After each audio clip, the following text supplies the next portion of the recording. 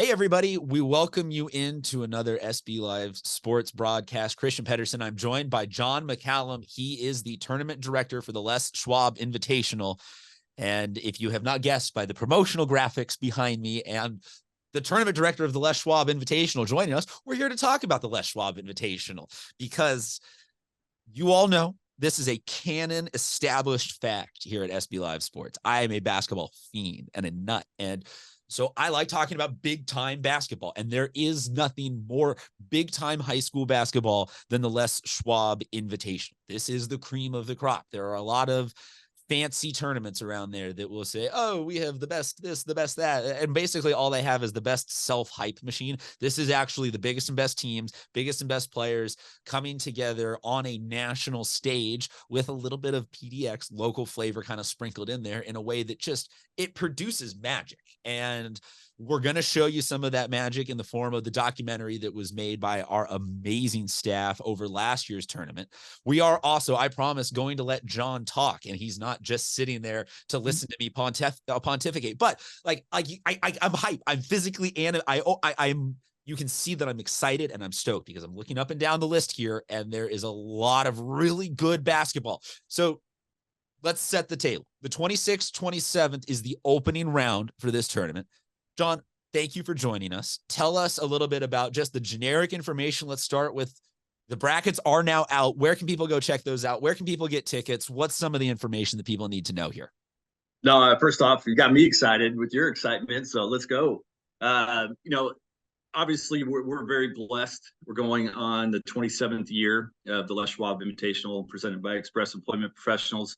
Obviously, we wouldn't have it without one. I have to say is our Oregon-based fans. Our fans that have supported us from day one. I actually know 30 of them personally that were there from the very beginning that still come out and never miss it. That's really the reason why that this tournament has become so popular and a mainstay between the Christmas and New Year's time in our state. Then obviously our tournament partners, but then again, like you had mentioned, the teams, the players, the history behind it all, it really makes it for a special time. And like you had mentioned, the documentary, as you watch it and see it and hear the stories, it's even more outside of just basketball itself. You really get into the personal side of it, relationship side of it, and that really is what makes this thing go. So, again, appreciate Scorebook Live's partnership and having me on, and we can talk through this next realm of exciting basketball coming up. All right. So there are teams, and we will have these all up on the screen right now for you to check out as we go through. But there are also going to be tons and tons of articles at highschool.si.com. We will have wall-to-wall coverage as the media partner presenter for this. But right now, the brackets are now out. So I think officially, if we don't talk about the brackets, the people are going to riot. Yes, they're getting close to it right now. And I don't blame them. I don't blame them.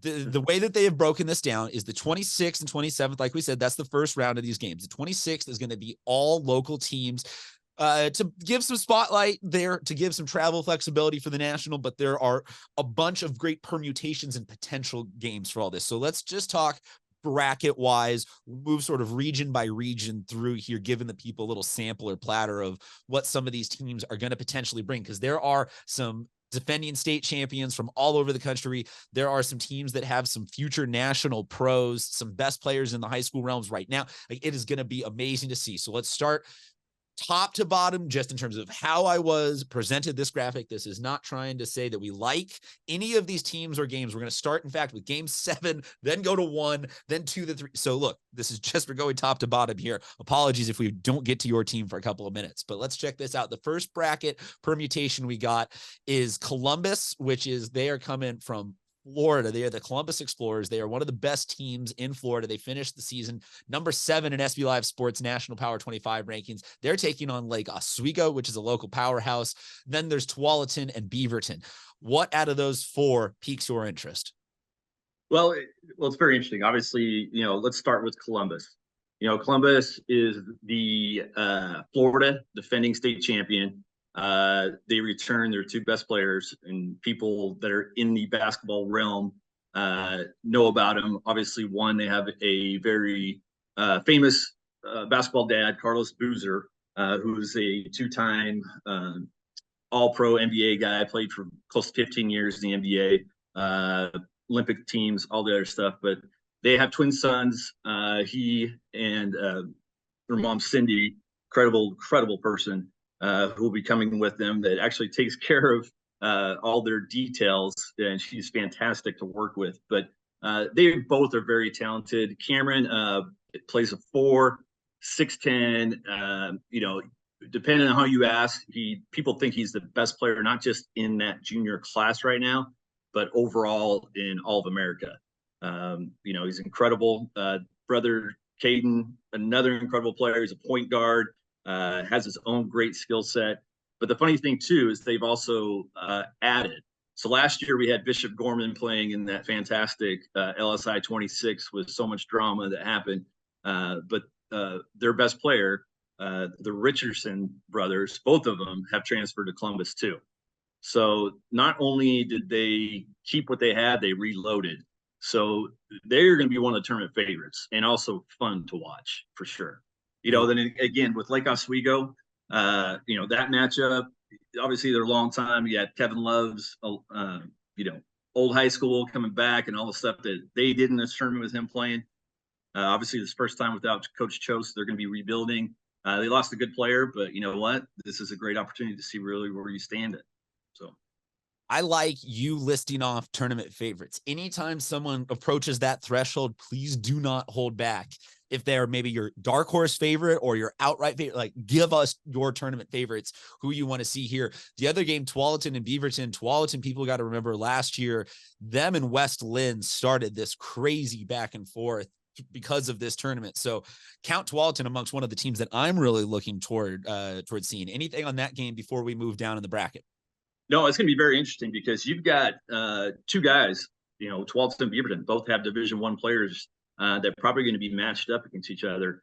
Tualatin, unfortunately, lost two of their bigger size guys in the state championship football game who won't be ready for this. But again, you got a two-time defending 6A state champion, with a very, very good player with a full Division I scholarship ready to go. And I know that this is the way they look at it, like you said, that double overtime crazy loss that they had. They feel like they probably could have been in West Lynn's shoes had they won that. So they're going to have a chip on their shoulder.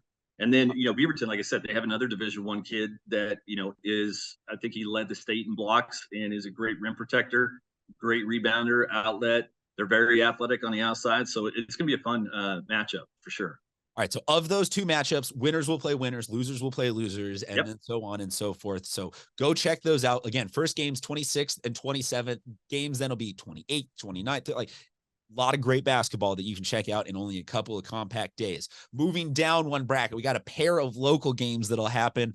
Both of them on the 26th. That's Barlow versus Mountainside, Cascade Christian versus Central Catholic. Your thoughts on what we're getting out of these teams? This is going to be for the first two rounds, this set of games to me might be the most interesting.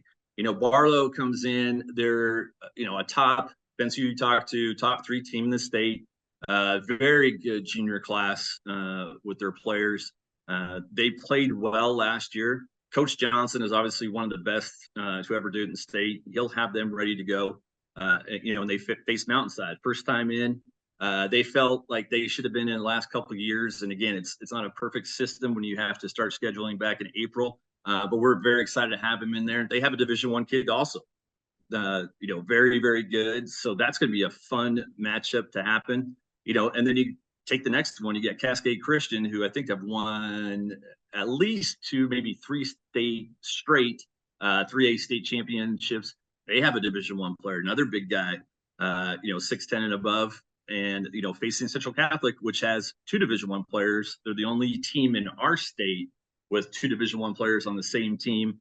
They're another potential favorite, not just in our tournament, but also to win the state championship. That's going to be a very, very interesting matchup because that whole, 6A is at the best level. Now you're going to take a 3A, state champion that's been a powerhouse and match up right away in the first round which makes for a very interesting second round because you could have potentially two of the best teams in the state playing in the second round of our tournament. Well, and I think you also saw from last year's parallels of how West Linn and Tualatin have this amazing game early on, and it sets up both of those teams to be really impactful, hard teams to beat throughout the rest of the state season. I see this bracket. Cream's going to rise to the top. Ball doesn't lie. Whatever you want to say, permutation of how whoever comes out of these four, someone's going to have 2 wins out of it, and it's going to be amazing to watch them most likely then play with a certain kind of oomph for the rest of the season, and could be a really interesting, like you said, barometer of those 2 different sizes of state brackets facing off. I just like, for as much as you talk about the national teams and Carlos Boozer's kids coming in, it's also like we're saying, these are amazing local teams. It's absolutely must watch talent, so that if if it's somehow cheaper or easier to get there on the 26th instead of the 27th, go the 26th. Let's move down one bracket. Perry versus Jesuit is one of the games. Perry is coming from out of state. The Perry Pumas are the AIA Open Division state champions. For those of you that do not speak super inside high school basketball, that means they're the best high school basketball team in Arizona. So I apologize if any of you even got that reference. You watch too much high school basketball. So shame on you for knowing that. Going down, we got Mount Spokane and West Linn. West Linn, we've talked about them a bunch already. They had one of the craziest games in high school basketball history last season.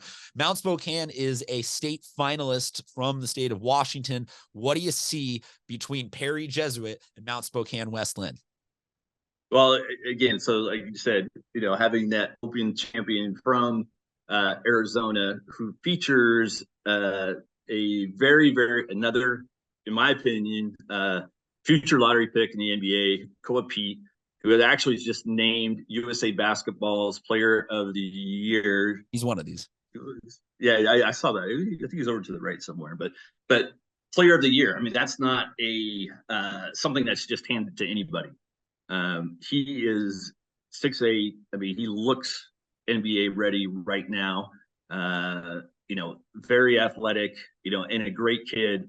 Obviously, we deal with USA Basketball at the Nike Hoop Summit that we put on, and so we've known about him for a while. So when their coach asked if be an opportunity to play, absolutely, because we want to expose kids like this who play the right way, they're coached the right way. They'll be exciting team to watch. And they go against Jesuit. Obviously, Jesuit, everybody around Oregon knows how good they are. In my opinion, Coach Potter is probably the best coach in the state for a long time. He gets the most out of his players. They're going to play hard. They're going to be well coached. They're going to run their stuff. And I think they're going to give Perry a good run for their money. It'll be interesting to see, who comes out of that. You follow that up with Mount Spokane. We had a tournament called the 8.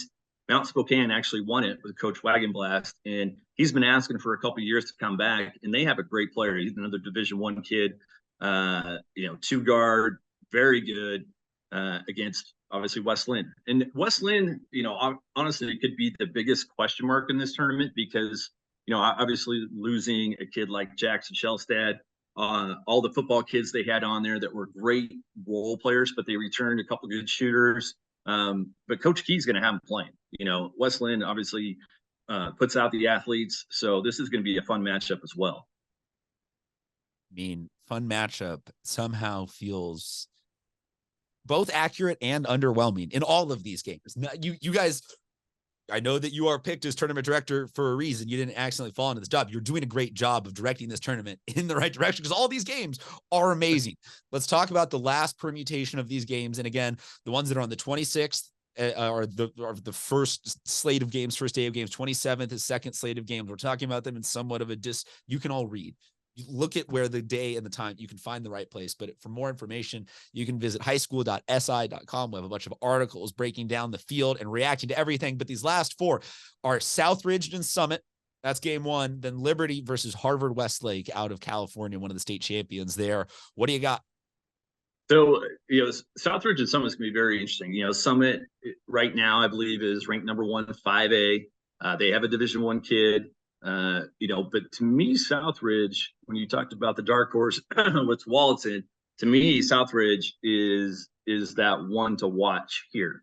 They returned every starter from last year that tied for the Metro League championship, made the playoffs, probably have the best backcourt in the state, and they're going to surprise some people. So watch out for them to make a run with it. Liberty, obviously, being at Liberty got them in, but they have a fantastic player. He'll be probably the conference player of the year, averaged over 20 points, returner. And then again, now you got Harvard Westlake, another top 10 national powerhouse team. They returned 4 out of their 5 starters, including a very good kid that's already committed to USC. And again, they won the California Open State Championship. So that's just another state champion in this bracket. And again, we're not talking about small states. We're talking about Florida. We're talking about Arizona. We're talking about California, with all the type of teams and players that are in there. These are the champions. All right, so games will be going from the 26th to the 30th. So you have a nice little window to come check out all of this. There is too many permutations of all these games to cover all of the potential possibilities, but you heard it. You heard a dark horse candidate. You heard an outright favorite candidate. That is a great, concise, and perfect bracket little teaser to get you guys started. Before we close out, I want to say, hey, check this out. This is an amazing documentary that we produced last year that you're going to see again. Tournament director John McCallum featured in it. So John, really I guess it's good that the actors strike is over, because we are using your life, or we are aggressively relying upon you to carry this episode of the Scorebook Live podcast installment. But check this out, everybody. Then I promise you will come back to one final little treat. We'll talk to you guys in just a second. Have the ability to compare this one to tournaments of years past, and now that you've had some separation from it, how is that kind of deliberation process been in your head, or just reflection in general? Yeah, no, it's definitely, if I had to be honest, I'd say it was number one. Something special needed to happen, and we felt like we brought the right teams and talent to make it happen. This was the place to be. This is what everybody wanted to see. What happened was so surprising and shocking, and it made lifetime memories for multiple people, not just on the court, but people in the stands.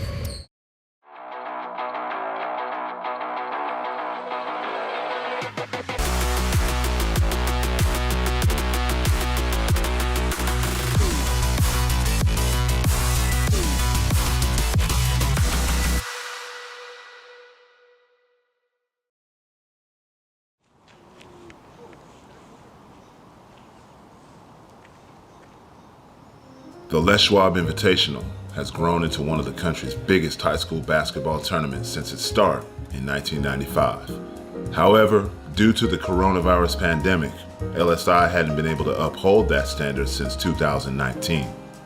It started with COVID, and having to cancel the very first time we ever had. Before then, we only had one game ever canceled, and it was because of snow.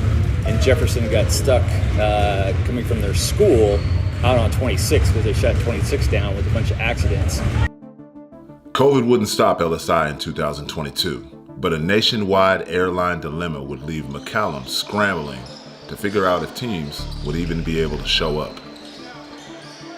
What's the latest? So we've lost a team due to the pilot issues that's happening across the U.S. So rugby prep got canceled, and now we're looking to replace it because the next flight they can get out on, it doesn't happen until Thursday. So we have to find a team that has 4 games, can play. I know a couple other tournaments got canceled because of the same issue. So we're talking with those teams right now to come and try to replace them at the last second. 57 emails in a matter of 15 minutes. It's everything. Coach Rice, Bishop Gordon. Landed, we made it. Delayed how many times? Twice. That's what I told Coach Rice. It's good to know that you're multi-talented and can fly planes now too. You start laughing. Brophy Prep was the only national powerhouse that couldn't make the trip. With Bishop Gorman confirming their arrival, they joined the Sierra Canyon team led by LeBron James' son, Bryant James. and the number 1 team in the country, Duncanville, to take over Oregon.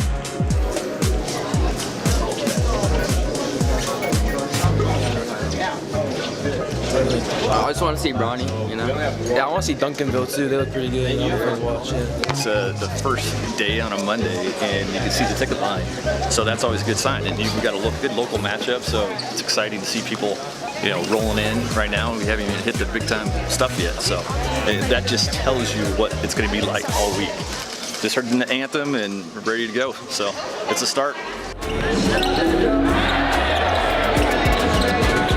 I thought it was a great game by Duncanville, and this is what you want the number 1 team to look like.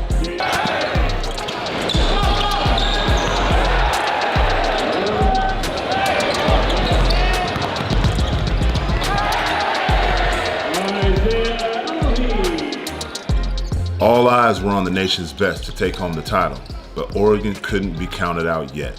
Nationally ranked point guard Jackson Shelstad and the West Lane Lions would appear to be the only home team that could compete with the visiting contenders.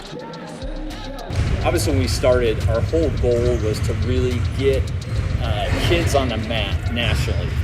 There's been a lot of good players that have come through the state that probably didn't have the same exposure if you were, as a kid that grew up playing in LA, New York, Chicago, Houston, Florida, the hotbeds of basketball across the nation, even in the Midwest. Of course, this is pretty cool for Oregon. It's been a while since we've had this type of, turnout. Right when you walk in the gym, you just see all those people. It's like crazy feeling. Like, it's a great feeling because they're all looking at you walking in. And it's just, the atmosphere was great, and it's great to play against a team like that or watch so much and all that, you know what I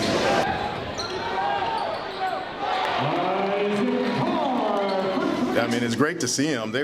He's not the only one there. So good. And talented and physically gifted. But this is it's a circus. And so you I feel sort of like, dang, I feel like, are they enjoying themselves? Right. And they look like they're enjoying themselves tonight. So who am I to say? It's everybody. Oh my goodness! Bronny James with a right-handed tomahawk.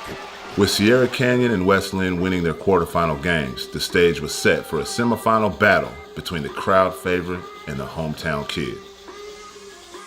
Now Jackson Shelstad has a chance to prove why he's in the top 50 of the class of 2023. Isaiah Elohim gets an easy lay-in, and now it's an 8-point lead. What started out as an even matchup quickly became a lopsided outing following legendary performances by Shelstad and teammate Adrian Mosley. Go against Adrian Mosley, who's 6'2", but he's going to the Valley of the Giants, and he's playing hard ball, man. I like him.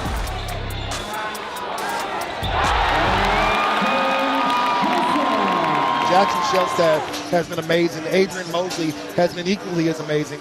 And this team is on the brink of one of the biggest upsets in the Les Schwab Invitational history.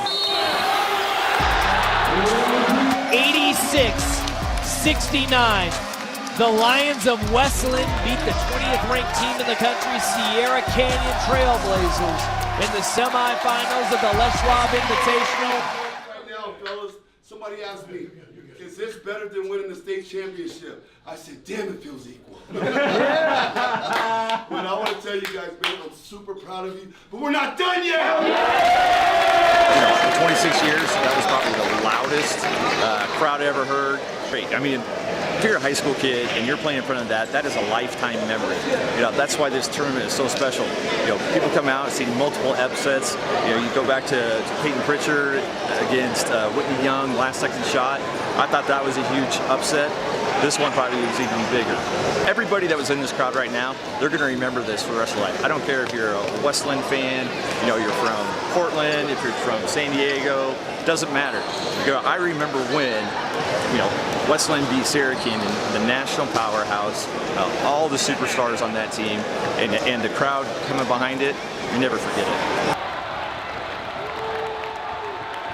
After taking down star-studded Sierra Canyon, the Lions would find themselves in a David vs. Goliath tale against number 1 Duncanville for the LSI title.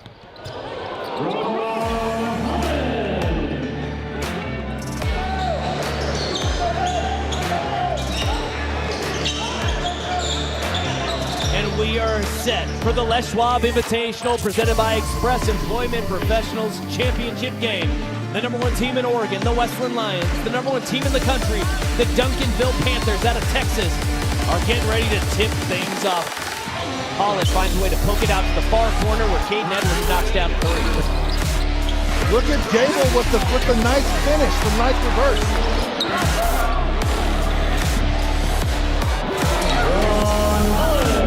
Oh, this is absolutely a Westland crowd right now. You think?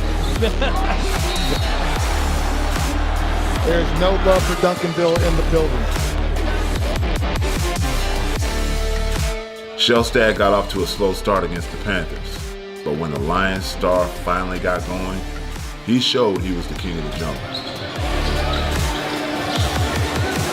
Kick out far corner 3, Jackson Shellstad, good! He's so good. Action Jackson is what they call him. With the help of his Lion pride roaring behind him, Shellstad's 30 points wouldn't just etch Westland's name in LSI history, but also create an unforgettable memory for all of Oregon. Bound drop pass to Mosley. Ron Holland tried to double team and he left Mosley, and that was a bad idea because Mosley gets the open look.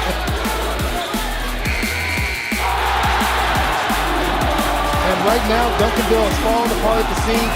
They've got to take a time out and discuss things.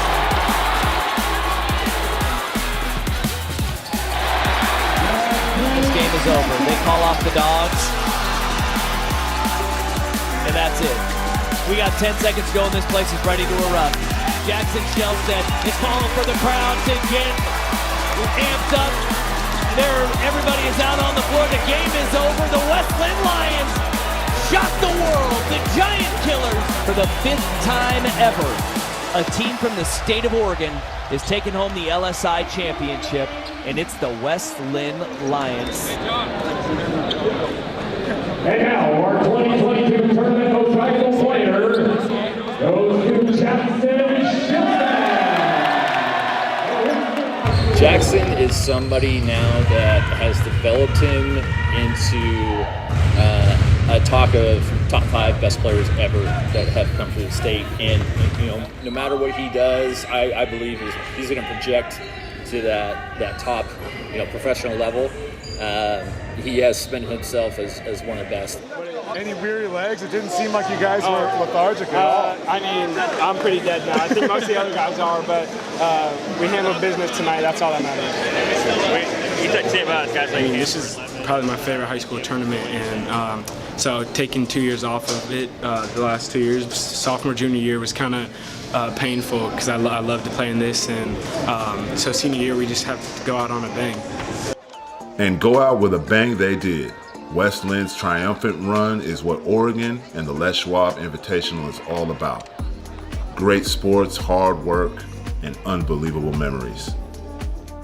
From Coach Key to Jackson, what he did to the rest of his teammates, that all played a big part of it, even the bench. And, seeing the community, there was community members from all over the state that were on their side. That just, I think the appreciation, not just for the back-to-back big-time, 2 top 10 team upsets, but it's the way they played. I think our crowd, more than anything, absolutely appreciated that.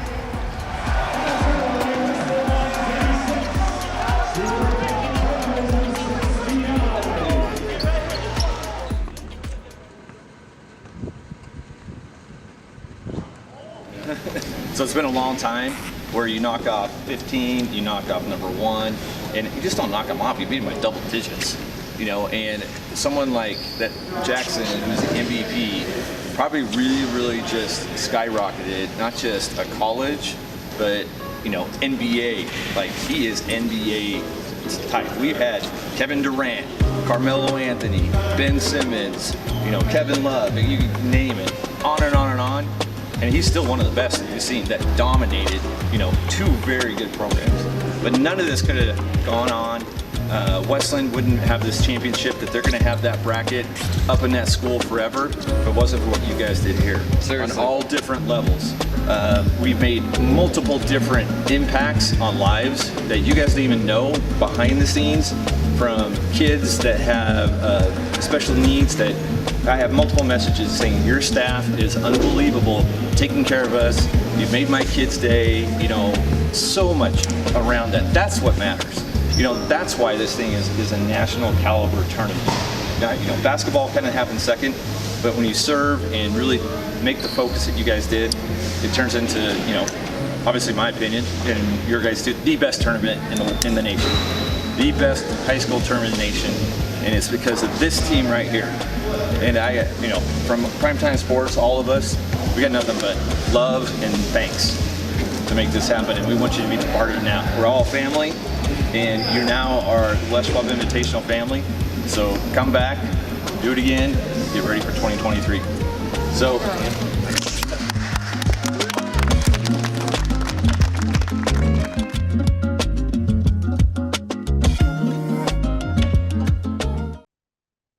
Okay, can I close out with, do you, anything that we missed, or do you want me to just say, hey, here's tickets, here's information? Yeah, you can, I mean, LesSchwabInvitational.com is just for tickets. It's right, okay, you know, front and center and all information.